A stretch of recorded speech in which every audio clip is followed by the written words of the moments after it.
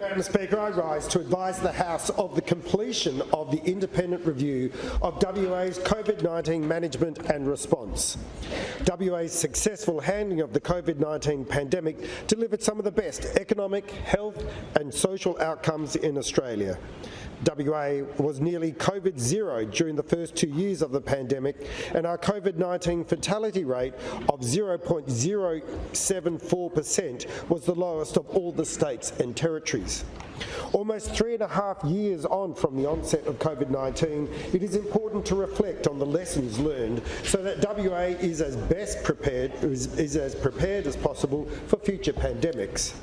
While WA performed exceptionally during COVID-19, the review identifies several opportunities to enhance the state's ability to respond to future pandemics.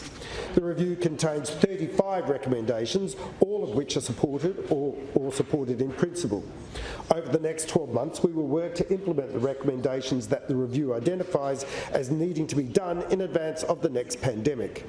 One of the unintended impacts of COVID-19 has been an increase in vaccine misinformation and the corresponding decline in the rate of some vaccinations in the community, most concerningly regarding childhood vaccinations.